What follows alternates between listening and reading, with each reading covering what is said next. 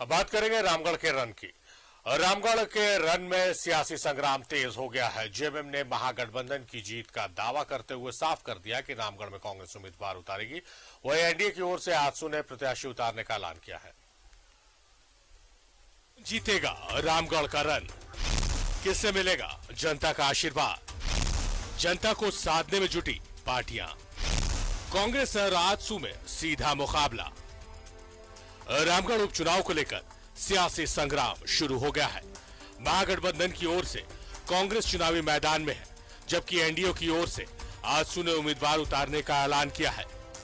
JMM ने दावा किया है कि रामगढ़ के रन में जीत महागठबंधन की होगी, लेकिन उम्मीदवार कांग्रेस का होगा।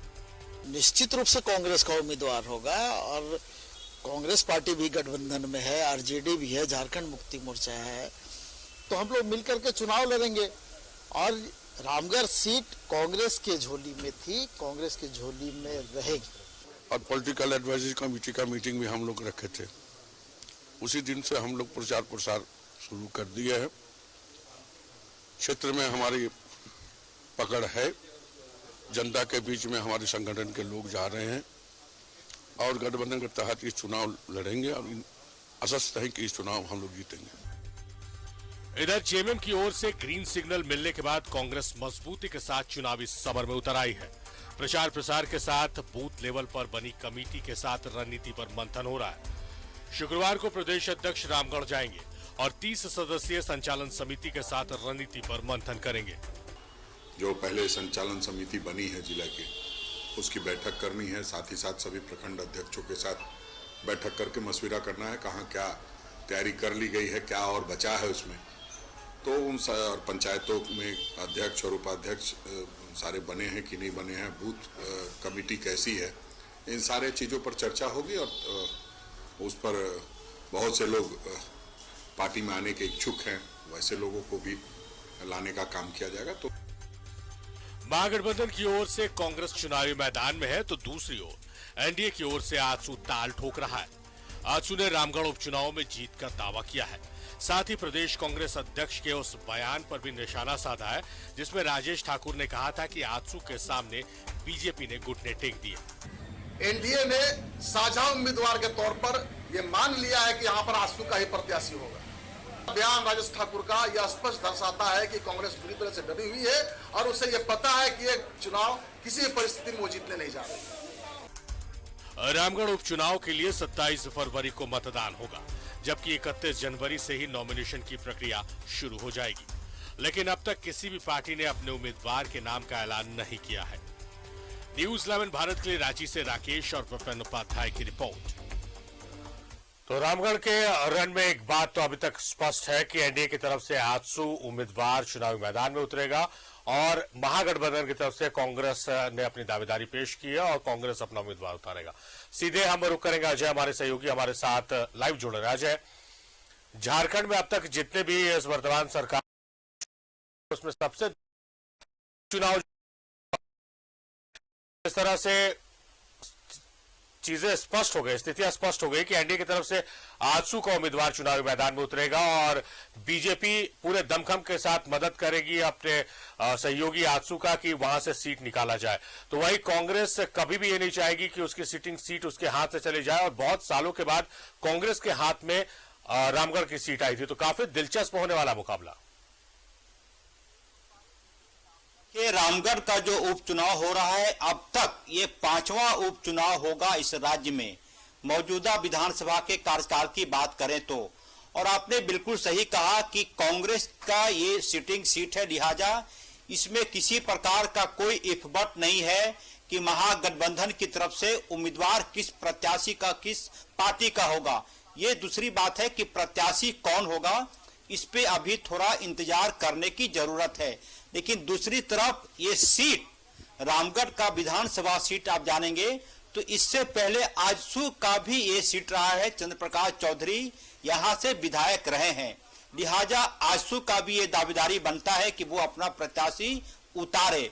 अब सवाल ये उठता है कि दो बड़ी पार्टियों की अग्नि परीक्षा इस रामगढ़ उपचुनाव में होगी। पहला महागठबंधन की तरफ से झारखंड मुक्ति मोर्चा, ये सीट कांग्रेस की है, जाहिर सी बात है झारखंड मुक्ति मोर्चा और आरजेडी इस सीट पर कांग्रेस के उम्मीदवार को समर्थन देगा और जीत की कवायद भी, कोशिश भी लोग करेंगे। दूसरी तरफ अहम चीजें ये होंगी, आजसू के साथ भारतीय जनता पार्टी के नेता अपनी कितनी ताकत दिखा पाती है, ये सबसे अहम होगा। आजसू के बारे में कहा जा रहा है कि उनकी सीट रही है, इससे पहले वो अपना उम्मीदवार देगा और आजसू और भाजपा की दोस्ती किसी से छिपी नहीं है। लिहाजा दो बड़ी पार्टियों की अग्नि परीक्षा मैं ये मानकर चल रहा हूं। अग्नि परीक्षा का जिक्र मैंने इसलिए किया कि भारतीय जनता पार्टी का प्रत्याशी नहीं होगा, प्रत्याशी होगा आजसू का। लिहाजा भारतीय जनता पार्टी को यह दिखाना होगा कि आजसू के लिए भी भारतीय जनता पार्टी के जो कैडर नेता है, उनके जो कैडर कार्यकर्ता हैं, उतनी ही ताकत से खड़ी रहती है जितनी ताकत से उनके कैडर कार्यकर्ता अपनी पार्टी भारतीय जनता पार्टी के लिए खड़ी रहेगी। लेकिन इन सब के बीच पलड़ा किसका भारी होता है, ये देखने वाली बात होगी। कांग्रेस ने भी अपनी पूरी ताकत लगा दी है और जाहिर सी बात है ममता देवी अभी जेल में है, सजाप्ता है, तो उनके लिए भी एक प्रकार से कहीं ना कहीं इमोशन, जो भावनात्मक लगाव है रामगढ़ की जनता की तरफ से, वो भी देखने को मिलेगा। तो मुकाबला दिलचस्प होगा। और इन सबके बीच हाल के दिनों में राज्य के मुख्यमंत्री हेमंत सोरेन के जो कुछ हालिया फैसले रहे हैं, उस फैसले की भी अग्नि परीक्षा होगी कि क्या राज्य की जनता ने मुख्यमंत्री हेमंत सोरेन द्वारा जो लिए गए फैसले हैं मौजूदा महागठबंधन सरकार की, उस फैसले को किस तराजू पर तौलती है रामगढ़ की जनता। कुल मिलाकर मामला यह है कि मुकाबला दिलचस्प होगा। किसके माथे पर जीत का सेहरा बनता है ये वक्त बताएगा, उसके लिए हमें इंतजार करना होगा 2 मार्च का। लेकिन पार्टियों ने अपनी ताकत झोंक दी है और चुनाव जब भी होता है इसके माध्यम से एक बड़ा मैसेज भी जाता है लोगों के बीच। आप कल्पना कीजिए कि आजसू का प्रत्याशी जीतता है तो उसके क्या मैसेज होंगे, और यदि कांग्रेस का प्रत्याशी जीत जाता है तो उसके क्या मैसेज होंगे। और इस चुनाव के माध्यम से पॉलिटिकल व्यक्ति, पॉलिटिकल पर्सन जो होते हैं, एक परसेप्शन भी बनाने की कोशिश करते हैं कि कैसे चीजें हो रही हैं। हमने 4 चुनाव जीते हैं, 5वां चुनाव भी मैं जीत कर दिखाऊंगा। उसके बाद यदि पलड़ा कहीं ना कहीं एनडीए की तरफ भारी होता है तो उसके नतीजों का परसेप्शन किसी और तरीके से किया जाएगा। और पॉलिटिकल व्यक्ति के बारे में कहा जाता है कि राज्य की जनता को, देश की जनता को उतने ही सच बताने की जरूरत पड़ती है जितना सच उनके लिए फायदेमंद होगा। तो इंतजार बेशक है 2 मार्च का कि जब चुनाव के नतीजे आएंगे। 31 जनवरी को अधिसूचना जारी हो जाएगी तो उसके बाद से नामांकन का दौर भी जारी होगा। लेकिन दोनों ही पार्टियां, चाहे वो आजसू की बात कर ले या फिर कांग्रेस की बात कर ले, कोशिश ये करेगी कि रामगढ़ उपचुनाव किसी ना किसी तरीके से अपनी झोली में डाल लिया जाए। सारे अजय, कांग्रेस उम्मीदवार चुनावी मैदान में होगा, आजसू उम्मीदवार चुनावी मैदान में होगा, अभी नामों की घोषणा नहीं हुई है। लेकिन ये इसलिए भी दिलचस्प हो जाता है कि बीजेपी पूरे दमखम के साथ आजसू को बैकअप करेगी और चाहेगी कि वो चुनाव जीते, क्योंकि अब तक जितने उपचुनाव हुए हैं, खासकर जो नए प्रदेश अध्यक्ष बनाए गए हैं, हालांकि अब पुराने हो गए हैं, लेकिन दीपक प्रकाश के नेतृत्व में एक भी चुनाव नहीं जीता गया। बाबूलाल मरांडी को लाकर पार्टी को लग रहा था कि झारखंड में एक बड़ा बदलाव आ जाएगा। तो दोनों ही जो नेता है, चाहे बाबूलाल मरांडी और दीपक प्रकाश है, वो अंडर स्क्रूटिंग है कि केंद्रीय नेतृत्व के पास जवाब देने को नहीं होता है कि आपके नेतृत्व में चुनाव नहीं जीते हम एक भी, और अब आगामी हम विधानसभा और लोकसभा के चुनाव में जाएंगे। दूसरी तरफ सरकार के सत्ता पक्ष की बात करें तो कांग्रेस उम्मीदवार भले ही चुनावी मैदान में है, लेकिन सरकार जेएमएम की तरफ से पूरा सपोर्ट होगा, क्योंकि जेएमएम कभी नहीं चाहेगी कि कांग्रेस उम्मीदवार हारे, क्योंकि अगर हारती है तो सरकार के कामकाज को जनता ने नकार दिया, ये विपक्ष का बयान होगा। तो ये बयान, ये आरोप कभी भी नहीं लेना चाहेगी जेएमएम। मैंने पहले भी कहा कि चुनावी नतीजों के माध्यम से पॉलिटिकल व्यक्ति या पॉलिटिकल सिनेरियो जो होता है उसकी एक परसेप्शन बनाने की कोशिश होती है कि किस आधार पर बात करें, कितना दमखम से बात करें, राज्य की जनता के पास जाए।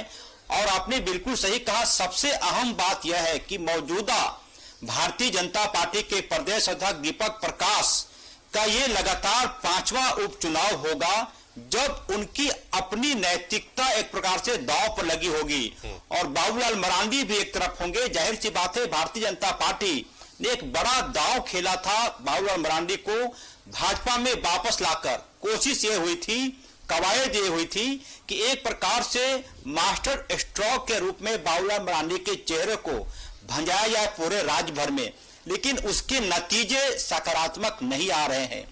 भारतीय जनता पार्टी के प्रदेश अध्यक्ष दीपक प्रकाश पर भी सवाल उठता है कि प्रदेश अध्यक्ष भारतीय जनता पार्टी के ज्यादातर नेता सोशल मीडिया पर माहौल बनाने की कोशिश लगातार वो करते रहते हैं, जमीनी स्तर पर जाकर कैसे जनता के बीच बात करें।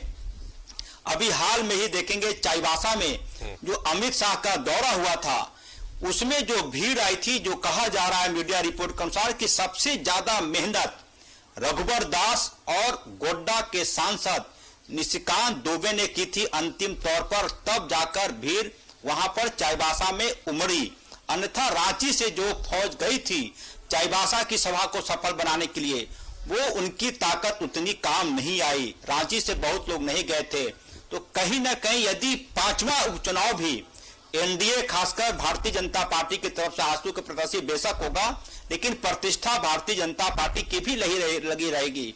और यदि ये चुनाव एनडीए के हाथ से निकलता है तो बड़ा सवाल न सिर्फ आजसू सुप्रीमो सुदेश महतो के माथे जाएगा, बल्कि यह सवाल भी उठेगा कि क्या भारतीय जनता पार्टी के कार्यकर्ता नेता उतनी ताकत दे पाए जिससे कि उम्मीदवार जीत सकता है। सवाल कई प्रकार के उठेंगे। और दूसरी तरफ यदि कांग्रेस का उम्मीदवार हारता है तो सवाल मौजूदा राजनीतिक फैसलों पर भी होगा कि क्या राज्य की जनता ने मुख्यमंत्री हेमंत सोरेन या फिर महागठबंधन की जो सरकार है उसके फैसले को सराहा है या नहीं है। तो कई प्रकार के परसेप्शन बनेंगे। मुझे लगता है कि हम लोगों को थोड़ा और इंतजार करना चाहिए। प्रत्याशी का चेहरा कौन होगा, किस कद का प्रत्याशी होगा, इस पर भी बात बहुत निर्भर करेगा।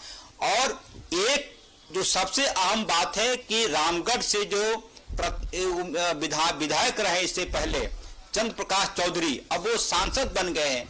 क्या उनकी पकड़ रामगढ़ की जनता पर पहले की तरह रही है या फिर संसदीय चुनाव जीतकर उन्होंने रामगढ़ की जनता का एक प्रकार से सहानुभूति खो दिया है? तो 2-3 चेहरे ऐसे होंगे जिन पर की प्रतिष्ठा दांव पर लगी रहेगी। पहला नाम होगा दीपक प्रकाश का, दूसरा नाम होगा बाबूलाल मरांडी का, तीसरा नाम होगा चंद्र प्रकाश चौधरी सांसद का और चौथा नाम होगा सुदेश महतो आजसू सुप्रीमो का। ये एनडीए की बात कर लें।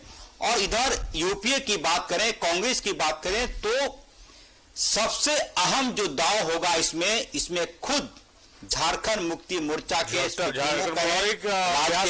दिलचस्प हो जाता है अजय, जो संभावित नाम है कि चंद्र प्रकाश चौधरी की पत्नी चुनावी मैदान में होंगी और ममता देवी के पति बजरंगी महतो चुनावी मैदान में होंगे।